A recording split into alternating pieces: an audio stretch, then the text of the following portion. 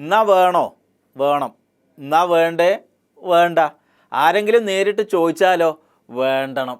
ഇതെന്താ സംഭവം എന്നല്ലേ? പുനഃസംഘടന. കേരളത്തിലെ ഔദ്യോഗികമായി ഒരു തരത്തിലുള്ള പുനഃസംഘടനാ ചർച്ചയും ആരംഭിച്ചിട്ടില്ല. ആരംഭിക്കുക ഔദ്യോഗികമായിട്ട് ആരംഭിച്ചിട്ടില്ല എന്നാണ് ചെന്നിത്തല പറഞ്ഞത്. അപ്പം അനൗദ്യോഗികമായിട്ട് ചർച്ചകൾ നടക്കുന്നുണ്ട്. അത് അനുവദിക്കാനും പ്രയാസമുണ്ട്. ഇപ്പം ഇങ്ങനെ ഒരു ആവശ്യം ഉണ്ടോ? അത് ആവശ്യമുള്ളപ്പോൾ അവർ പ്രധാനപ്പെട്ട നേതാക്കളെയും ബന്ധപ്പെട്ടവരെയും വിളിച്ച് ചർച്ച ചെയ്യും. അതായത് ചർച്ച ചെയ്യാനുള്ള ചേരുവകളൊക്കെ ഓരോരുത്തരിങ്ങനെ കയ്യിൽ പിടിച്ചു നിൽക്കുന്നുണ്ട്. ആരെങ്കിലും ഒന്നും ഇങ്ങോട്ട് തുടങ്ങി കിട്ടിയാൽ മതി. ഇത് പുനഃസംഘടനാ കാര്യങ്ങൾ തീരുമാനിക്കാൻ കോൺഗ്രസിന് ഒരു സംവിധാനമുണ്ട്. അത് ഹൈക്കമാൻഡാണ്.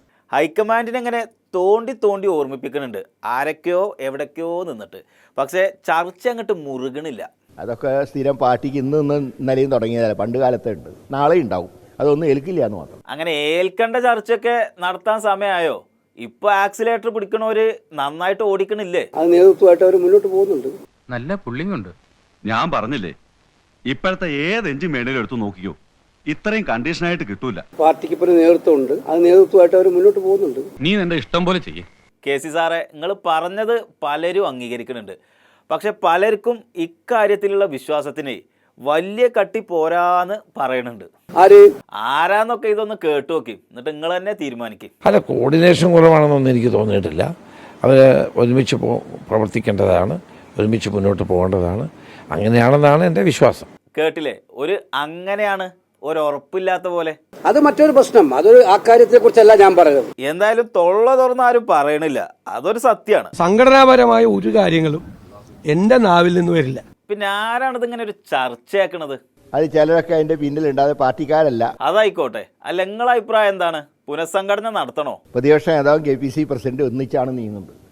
രണ്ടുപേരും മാറ്റേണ്ട ആവശ്യമില്ല. ഞാൻ ഈ കഥ പലരുമായിട്ട് ഡിസ്കസ് ചെയ്തപ്പോൾ എല്ലാവർക്കും കഥ ഇഷ്ടമാണ്. താനാണ് ഇതിന്റെയൊക്കെ പിന്നിലല്ലേ? പക്ഷേ ക്ലൈമാക്സിന് ഭയങ്കര അഭിപ്രായ വ്യത്യാസം. പ്രതിപക്ഷ നേതാവും KPC പ്രസിഡന്റ് ഒന്നിച്ചാണ് നീങ്ങുന്നത്. രണ്ടുപേരും മാറ്റേണ്ട ആവശ്യമില്ല. ഉറപ്പാണല്ലോ അല്ലേ? വേറെ ആരെങ്കിലും വന്നാല് തരക്കേടില്ല നിങ്ങൾക്ക് തോന്നുന്നുണ്ടോ? യുവാക്കൾ നേതൃനിരയ്ക്ക് വരണം. കെ.സി. സാറേ, യുവാക്കൾ വന്നാല് തരക്കേടില്ലാന്ന്. അത് വരട്ടെ, അത്തരം കാര്യങ്ങൾ വരട്ടെ, അപ്പോൾ പാർട്ടി ആലോചിച്ച് തീരുമാനം എടുക്കും. പിന്നെ മുരളിയേട്ടൻ ബാക്കി പറയും. യുവാക്കൾ നേതൃനിരയ്ക്ക് വരണം, അതോടൊപ്പം തന്നെ പഴയ ആളുകളുടെ നേതൃത്വം ഉണ്ടാവണം. അപ്പൊ രണ്ടും വേണോ? രണ്ടും വേണം. അല്ല, ഇത് രണ്ടും കൂടെ ഇപ്പൊ എങ്ങനെ ഒറ്റ വഴിക്ക് പോണേ? യുവാക്കളും വരണം, ആരുടെയും വഴി കൊട്ടി അടക്കരുത്. പിന്നെ യുവാക്കളെ കൊടുത്തിട്ട് നിങ്ങള് റെസ്പെക്ട് കിട്ടിയില്ല എന്നൊന്നും പറയരുത്. സീനിയേഴ്സിന് അതിൻ്റെതായിട്ടുള്ള റെസ്പെക്റ്റും കൊടുക്കണം. കെ.സി. സാറ് കേട്ടില്ലേ? ഇങ്ങനെ ചില ആഗ്രഹങ്ങളൊക്കെ പലർക്കും ഉണ്ട്. അല്ല, അതിപ്പോ കേരളത്തിലെ നേതാക്കന്മാരുടെ മനസ്സിലെന്താ ഇരിക്കുന്നത് എനിക്കറിയില്ല. ഞാൻ നേരിട്ട് ചർച്ച നടത്തേണ്ട കാര്യമല്ലല്ലോ അതൊന്നും. അപ്പൊ നേരിട്ട് ചർച്ച നടത്തേണ്ടവര് പലരുടെയും മനസ്സിലുള്ള ആഗ്രഹങ്ങളൊക്കെ കാണണം എന്ന് അഭ്യർത്ഥിച്ചുകൊണ്ട് നിർത്തുന്നു.